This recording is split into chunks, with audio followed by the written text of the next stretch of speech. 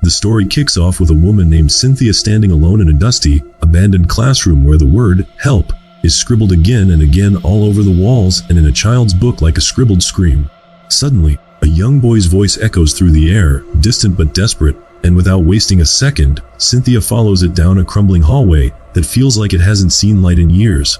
The walls groan as she moves, and the silence wraps around her like a trap waiting to snap. She pushes open a door and finds a room dimly lit by a weak, flickering light. It's filled with bleak decorations of wolf heads, and in the middle of it, two terrified kids sit trapped while a mysterious bald man sits in front of them with his back turned. Right next to him, inside a metal cage, is a scared little boy named Larry. Cynthia begs him to break free, tells him that the evil standing in front of them has no real power. Larry, you are in control here.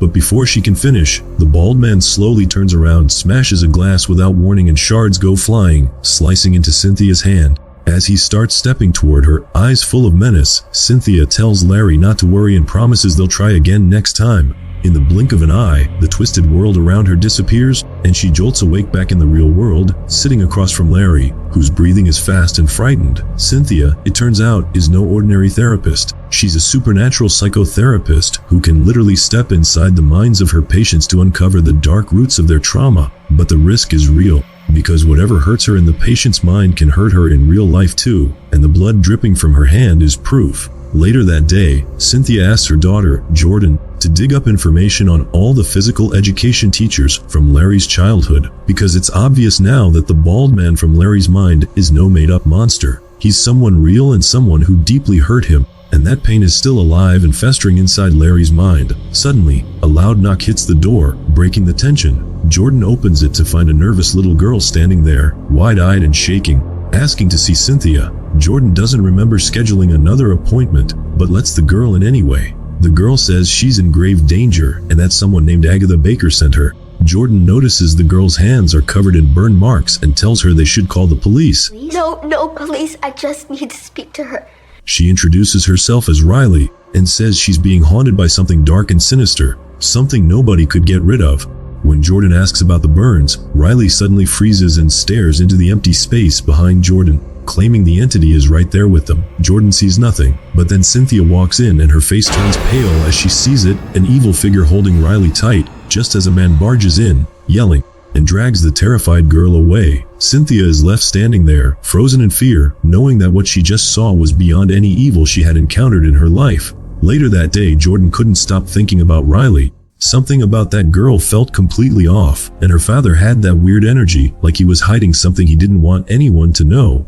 Jordan begged her mother to get involved and help the girl, but Cynthia exploded with fear and anger, yelling that she had seen the most horrifying demon clinging to Riley like a parasite and wanted absolutely nothing to do with her.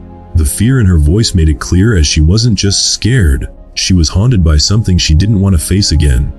Well, Dad would have helped. Okay, well that is why your dad is not here anymore. That night, Jordan kept digging and finally tracked down the physical education teacher from Larry's past. She showed the results to Cynthia, hoping it would push her to act. The two ended up having an emotional conversation that brought up their tragic past. Cynthia opened up about how Jordan's father had died, and what had killed him possessed the same energy what she saw around Riley. She made it clear that she wasn't willing to walk that path again, but Jordan, stubborn and full of fire, argued that they had to at least try to help Riley. Cynthia refused, saying the thing they were dealing with was too dangerous, and she would not let history repeat itself. The next morning, determined to figure things out on her own, Jordan tells Cynthia that she's going out to hang out with her friends, but went straight to visit her mother's old friend, Agatha Baker. Agatha was thrilled to get a visitor for once, but Jordan was there for answers and got straight to the point. Agatha told her that Riley's father, Randall, was a carpenter who had helped her fix some old furniture, and that his wife had recently died. She also mentioned that Riley had burned scars on her hands, and seeing how broken the girl looked, Agatha had given them Cynthia's contact info, hoping it might help. Jordan then asked for Randall's address and immediately left for his place. Meanwhile, back at home, Cynthia made a call to her friend John, a cop. Without any solid proof, she told him to arrest Doug, the PE teacher who had messed up Larry's life. John was confused and reminded her that hunches don't count as evidence. But even so, he promised to have his team keep an eye on the guy. At that same moment, Jordan arrived at Randall's house. When she asked to speak with Riley and said she just wanted to help, Randall shut her down immediately. He told her everything was under control and warned her to back off. You don't know us, or what we've been through, so I recommend you mind your own business, alright? Jordan didn't buy it. While walking around the house, she found a small window that looked into the basement, and she saw Riley down there, looking scared and stuck. Jordan wasn't the kind of person to walk away, so she crept around the side of the house, slipped in through the back door, and quietly started searching for Riley. Jordan moved quickly through the house, scanning every corner, until she came across a closed door that looked a little too ordinary. She opened it and saw nothing but a wardrobe, but something inside her just knew this wasn't the end. She shoved the hanging clothes aside, and her heart skipped a beat when she discovered a hidden door tucked behind them. Without wasting a second, she found a screwdriver and returned to pry it open. The door creaked as it revealed a narrow staircase spiraling down into complete darkness. With her flashlight trembling in her hand, Jordan carefully stepped down, calling out for Riley with every cautious move. She was convinced the twisted man upstairs had locked his daughter down here. But then Riley appeared out of the shadows, and instead of fear, her voice was calm and strange as she told Jordan, He doesn't lock me down here. He locks them down here. Before Jordan could make sense of that, something slammed into her from behind. Back at home, Cynthia started feeling uneasy. Hours had passed, and her daughter was still not home. Just then, Agatha called and asked if they had been able to help the sick girl. When Cynthia heard that Jordan had stopped by and then left for Randall's place, a chill ran down her spine. She didn't wait for another word. She knew her daughter was in danger and rushed out the door. Meanwhile, Jordan slowly woke up in the dark with her wrists bound tightly behind her back. She wasn't alone. A disfigured woman sat tied up just like her face twisted with pain and years of horror. Jordan's fear turned to panic when Randall walked in. She tried to reason with him, desperately telling him that her mother could help, that Cynthia had the power to save Riley from whatever was haunting her. But Randall didn't want to hear it. His voice was tired and angry, as he said he had already tried getting help, and every time it ended the same, with people trying to take his daughter away. Then he said something that froze Jordan to the core. He claimed Riley had to feed the entity, or the entity would feed on her. As if on cue, Riley walked toward Jordan, trembling and afraid, and gently placed her hands on Jordan's shoulders. What followed was a living nightmare. Jordan could feel something draining her energy, her strength slipping away, her arms burning like molten lava. The demon fed on her until it had its fill, and then vanished into the dark. Randall and Riley quietly left the basement like nothing happened, as if it was just another part of their routine. Then Randall started making the final preparations, unaware that Riley had stolen his pliers. She sneaked back down the stairs and handed them to Jordan. She still believed Cynthia could save her, and Jordan promised that her mom could. With no time to waste, Riley ran off while Jordan used the pliers to cut herself free. She didn't escape by herself, she freed the disfigured woman too. But before they could even take a step, Randall stormed back in, pointing a gun straight at Jordan's face. Riley ran in behind him and threw herself in front of Jordan, begging her father to stop this madness. Everything went haywire when the disfigured woman lunged at Randall. In the struggle, the gun went off, the shot struck Riley, and she dropped to the ground in an instant. Jordan was frozen in place, staring at Riley's lifeless body. A blinding pain shot through her skull as she suddenly saw the demonic entity reappear, staring directly at her. It was clear now that the demon had chosen a new host. Jordan didn't waste another second. Fueled by fear, she bolted from the basement, pushing past the hallway, until she finally reached the front door. As she burst outside, Cynthia and Agatha pulled up in their car. Cynthia ran to her and wrapped her in the kind of hug that said everything would be okay. But as they stood there in shock and relief, no one noticed that Randall had already slipped away in his truck, escaping the night. The scene shifts to a tense moment at the police station, where Officer John is speaking with Cynthia, trying to calm her down by saying Randall would be caught soon. He also tells her that the woman they rescued from the basement was taken to the hospital, and, even more disturbing, the forensic team uncovered other human remains buried down there, confirming that Randall had been hiding this for a very long time. According to John, it might be one of the worst crime scenes they had ever come across, but he's confident they'll track Randall down eventually.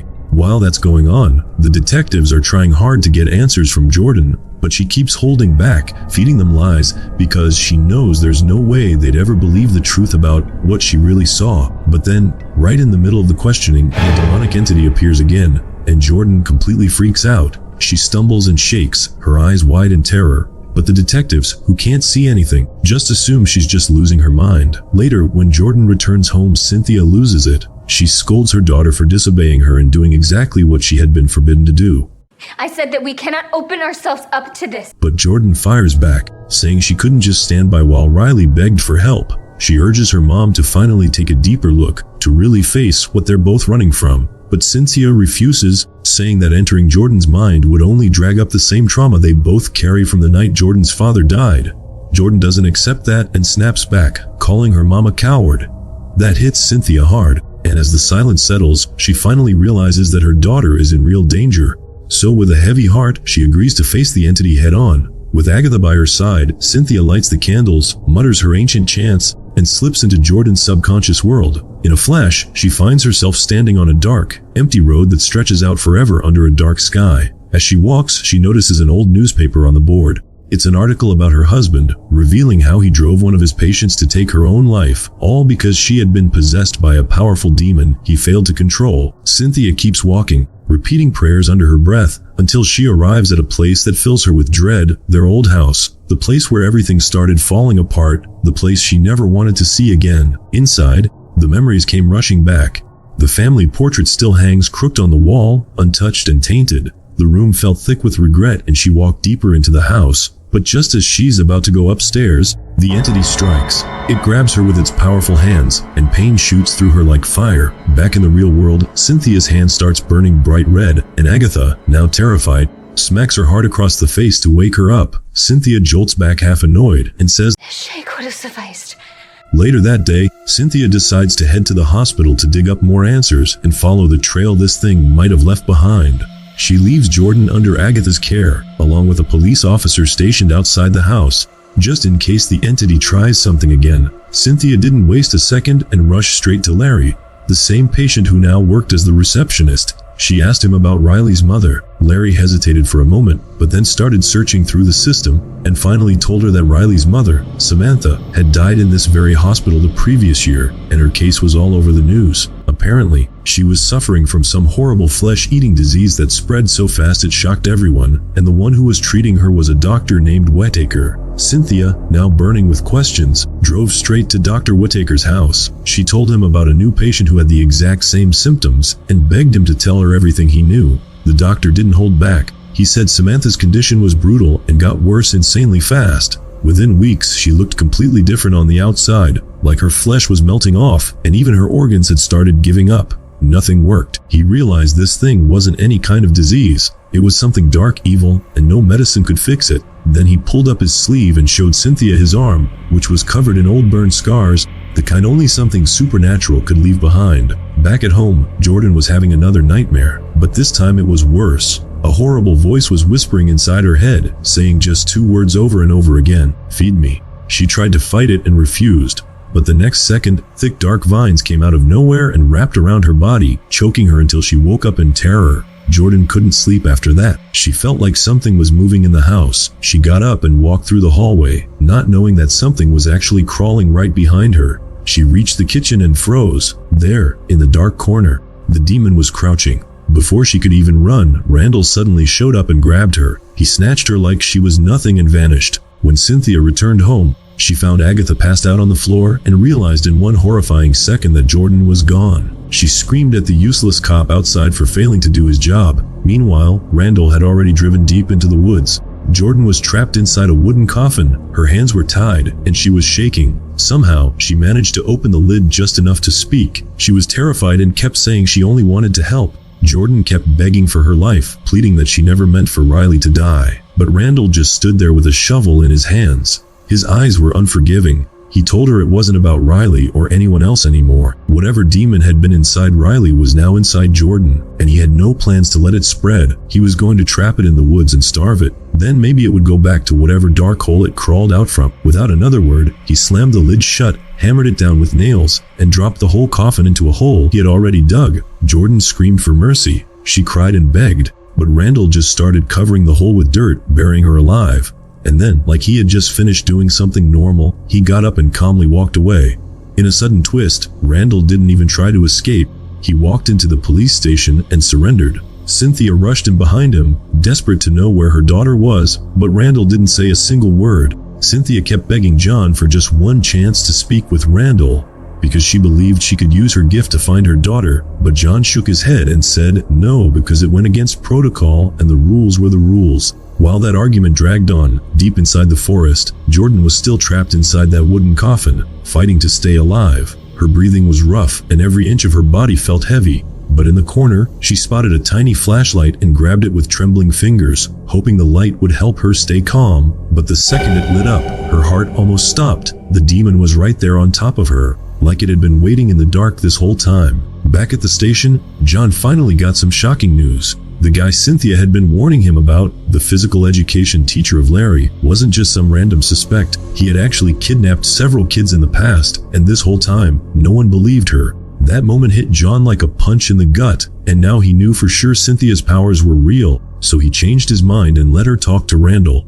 Cynthia didn't waste a single second. As soon as she was alone with Randall, she forced her way into his mind. At first, she saw the hospital where Randall's wife had died, a place filled with pain and sorrow. Then everything shifted, and she was in a cold, dark basement, and finally, she found herself standing in the woods, staring at the exact spot where Randall had buried her daughter alive. Cynthia focused hard and took note of every single signpost, every landmark, every detail that could help her get there in the real world, and then she pulled herself out of his cruel brain. In reality, Randall was screaming like a madman, shouting that Jordan had to die to break the vicious cycle once and for all. Cynthia didn't argue. She just told John that her daughter was buried in the woods, gave him nothing more and walked out of the station, grabbing Randall's shovel, and took off with Agatha by her side. Cynthia had no map, no GPS, just her instincts and a desperate mother's gut feeling. She drove deep into the forest, hoping to find the place she had seen in Randall's mind. At the same time, John, now in full panic mode, told his team to follow Cynthia's tire tracks through any part of the woods they could access. But Cynthia had already gone far. She kept scanning the trees, watching the roads, and following those signposts she had memorized until she finally hit the right spot, and the two of them started digging, desperate to rescue Jordan. As their hands blistered, after what felt like forever, Cynthia's shovel hit something solid. She ripped the planks open, and what she saw made her blood run cold. The demon was still there, feeding on her daughter, and Jordan looked almost lifeless. It had drained her, knowing she was already on the edge of death, and it wasn't going to stop now. Cynthia realized she had no time left. The only way to save Jordan was by going straight into her subconscious and facing the demon head-on, and if she didn't do it now, they would lose her forever. But there was one big problem. If the police found Jordan like this, weak and half dead, they would definitely separate her from Cynthia. Cynthia looked at Agatha and told her to buy her some time, and just then, the sound of police sirens came echoing through the trees. Agatha didn't hesitate. She ran straight to the cops and started distracting them while Cynthia knelt beside her daughter and gently placed her hand on Jordan's forehead, ready to dive into the darkness and do whatever it took to kill the entity. Cynthia finally made her way into the deepest part of her mind and suddenly found herself standing right in front of their old house, the one she had not seen in years, and waiting outside that familiar front door was her daughter, Jordan, looking frightened and unsure. Cynthia gently told her to stay put and not follow, then walked toward the house alone, not knowing what was waiting inside. The place was in ruins, everything decayed and falling apart, and black demonic vines had crawled through every wall and surface like the house had been swallowed alive. She pushed through the rotting hallway and went upstairs, step by step, until she saw something that made her freeze. A wooden ladder, the same one Jordan kept seeing in her nightmares. And even though fear started creeping up her spine, Cynthia forced herself to climb it anyway. At the top, her heart sank as she came face to face with a devastating sight. Her husband had taken his own life, and now lay there lifeless in the attic. Cynthia stood there in silence, pain slicing through her, but she knew she couldn't stop. Wiping away the tears, she turned and kept moving, determined to finish what she came to do. Out of nowhere, the demon appeared, lunged at her, and wrapped its claws around her throat, trying to suck the soul right out of her. But Cynthia was not helpless. She had come ready to fight. Using all the power left in her, she pushed her palm against the demon's forehead and locked into its mind, pulling herself into its twisted subconscious. In the blink of an eye, Cynthia was now inside the demon's world, a place that looked like hell itself, covered in endless thorny vines and filled with red wicked light. She lit her lantern and kept going deeper, step by step, while somewhere else Jordan had also entered the subconscious and was finally climbing that nightmare ladder too. As she reached the top, she found her father's body and collapsed in grief, sobbing so hard it felt like the attic was shaking. Meanwhile, deep inside the demon's realm, Cynthia found the monster in its lair, crouched and seething, and with a spear in her hands, she stepped forward to end the nightmare once and for all. But right as she raised the weapon, John's voice called out to her from the real world, snapping her focus for just a second, and that was all the demon needed. Its tentacles shot out like whips and wrapped around her arms and legs, slamming her to the ground. John saw her struggling in the real world but didn't pull her out. He trusted her, and he knew she needed to finish this. Back in the attic, Jordan finally reached her mother and the demon, and without thinking, she pulled its hand off Cynthia, but it did nothing. The creature was still in control. Inside the dark realm, Cynthia lay helpless as the demon climbed on top of her, ready to finish the job. Just when everything seemed lost, something incredible happened. Jordan, standing in the attic, unlocked a power she never knew she had. She reached out with her mind, just like her mother had done, and slipped into the monster's subconscious too. She charged straight at the demon and drove the weapon deep into its skull, cracking its face open and freeing her mother from its grip. Cynthia saw her and told her they had to destroy it now, or it would never stop coming back. The two of them raised their weapons, screamed in fury, and beat the living hell out of the monster until it finally stopped moving and its twisted body collapsed into the ground for good. Cynthia gasped awake in the real world, her chest heaving, and Jordan opened her eyes too, weak but alive. John let out the biggest breath of relief in his life and called for backup without wasting a second. After some time, Cynthia was back at her old house again, standing outside with her daughter by her side. She looked at young Jordan and gave her the strength to face what was left of her fears. Jordan stepped inside, climbed those same stairs she once feared, and gently untied the rope that had held her father's body for far too long. That was the moment she let go of the pain. Cynthia came back to the real world, wrapped her arms around her daughter, and held her close. Their bodies were still scarred, but they had won a battle no one thought they could survive.